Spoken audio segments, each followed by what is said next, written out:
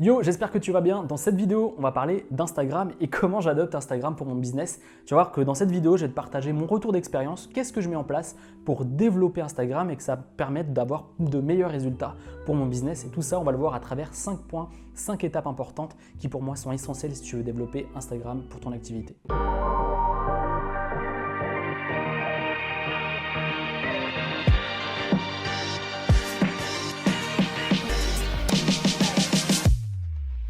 Première chose, définir une audience idéale. C'est important de savoir à qui tu t'adresses et pourquoi tu le fais. Beaucoup de gens se lancent sur Instagram et font du contenu à gogo, mais n'ont pas les bonnes personnes sur leur page. Avant de commencer Instagram, ou même si tu as déjà une page Instagram, prends du recul et dis-toi à quel type de gens j'aimerais créer du contenu. C'est important. C'est important de savoir à qui tu crées du contenu, à qui tu t'adresses. Pourquoi je te dis qu'il faut avoir une audience qualifiée? Parce que sinon tu vas avoir un panier percé, c'est-à-dire que tu vas pouvoir peut-être potentiellement avoir des mauvais clients, des gens mécontents, des gens qui ne comprennent pas ce que tu fais, peut-être un engagement beaucoup plus bas que si tu avais trouvé ton audience idéale. Donc c'est important de comprendre à qui tu t'adresses parce que ça va te créer un truc hyper vertueux où tu auras des meilleurs clients, une activité qui tourne de mieux en mieux et surtout des posts plus engageants. Donc ce que tu dois comprendre, c'est que si tu fais l'erreur de t'adresser à tout le monde, eh ben, tu auras peut-être beaucoup de gens, mais peut-être une activité qui tourne à ralenti. Donc c'est important de mettre ça en place, de trouver son audience idéale. Deuxième chose, il va falloir avoir un objectif bien précis pour ta page Instagram. Quel est ton but avec ta page Instagram? Est-ce que c'est de capturer des mails? Est-ce que c'est vendre des produits? Est-ce que c'est vendre un coaching? En fait, j'en sais pas du tout quel est ton objectif, c'est à toi de te poser la question. Et en fait, quand tu sais clairement ce que tu veux faire, quel est ton objectif prioritaire pour ton business et pour ta page Instagram. Ensuite, tout le contenu que tu vas créer, que ce soit des photos, que ce soit des vidéos, que ce soit des stories ou même un questionnaire, un sondage, tout ce que tu vas mettre en place sur ta page, eh bien, ça sera fixé pour cet objectif. Et tu dois en avoir un seul. Moi, personnellement, c'est capturer des emails et c'est juste ça. Et c'est comme ça que j'ai pu augmenter mon nombre d'emails grâce à Instagram. Donc, clairement, tu dois avoir un objectif bien précis pour ta page Instagram. Troisième chose, Instagram est un média de photos et un média très visuel. Donc tu dois te baser sur avoir quelque chose de visuellement fort et impactant et engageant. Tu dois être 10 fois plus présent et surtout 10 fois plus engageant que les concurrents qui sont aujourd'hui établis sur ton marché. Parce que les gens aujourd'hui, ils ont énormément de choix, il y a énormément de concurrents. Et si tu n'arrives pas à quelque chose de qualitatif, eh ben, ça ne sert strictement à rien. C'est un peu dur à le dire, mais il va falloir te professionnaliser et apporter énormément de valeur en termes de contenu sur ta page Instagram. Faut pas que tu tombes dans un truc où tu es obligé forcément de faire de la vidéo. Non, il y a des gens qui font, par exemple dans le fitness, je te mets une photo tout de suite, c'est Super Trainer je crois, et il met des photos contenu où il partage comment être en meilleure forme, comment mieux manger, etc. Et c'est super impactant, tu as des conseils et c'est toujours de la valeur. Ce n'est pas des photos pour faire des photos, non, il apporte de la valeur précise aux gens. Et il y a des pages surtout comme ça. Il y a des pages sur la photo, l'entrepreneuriat, l'immobilier, et tu as des tips, 5 tips pour être en meilleure santé, 5 tips pour être plus productif, 5 tips pour être un meilleur entrepreneur. Bref, tu peux le faire sur toutes les thématiques possibles. À toi d'être ingénieux, à toi peut-être d'engager un graphiste qui va te faire peut-être 5, 10, 15, 20 visuels à l'avance pour ta page Instagram, mais tu dois te focus et tu dois te dire, ok, ma page Instagram, je dois m'imposer comme un des leaders du marché en termes de contenu sur le sujet de la photo, sur le sujet de l'immobilier, j'en sais rien, mais tu dois avoir un vrai focus là-dessus et apporter un visuel engageant et fort. Comme tu le sais, la régularité dans chaque média est importante, c'est-à-dire poster régulièrement du contenu. Ce que je te conseille de faire, c'est d'avoir un calendrier de contenu sur 1 mois, 2 mois. Derrière moi, tu le vois, c'est mon calendrier de contenu Instagram et je l'ai sur 2 mois. Sur 2 mois, je sais clairement quelle story je vais poster, quelle photo je vais poster et comment je vais adopter et quel est le focus, l'objectif de ces posts.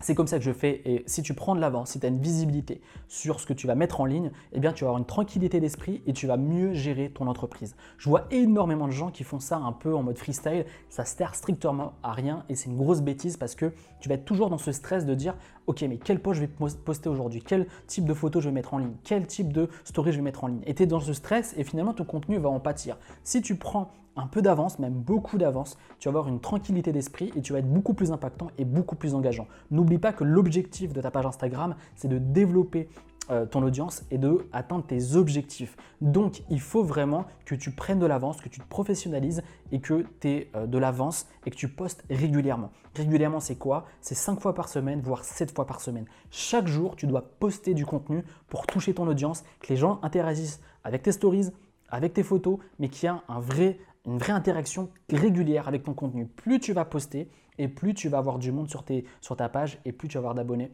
et plus tu vas atteindre tes résultats en termes de business. Tout ce qui se mesure s'améliore. Aujourd'hui, si tu mets ta page Instagram en mode pro, eh bien, tu peux avoir des statistiques claires et précises sur les nombres de gens qui ont vu ta stories, le nombre de gens qui ont liké ta vidéo, le nombre de gens qui sont arrivés sur ta page Instagram.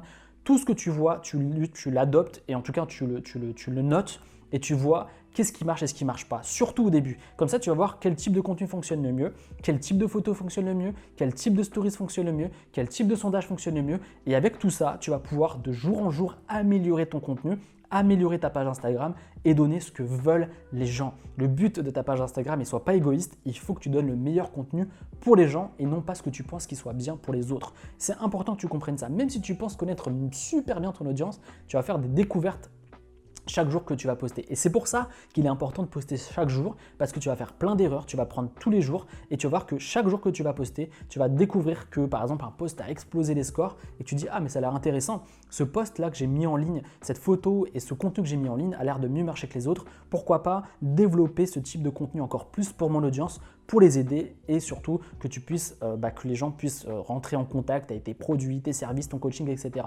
N'oublie pas que ta page Instagram a seul pour but de créer une audience et que les gens interagissent ou soient régulièrement en contact sur tes produits et tes services. Dernier point, prends ton temps et grossis de manière organique.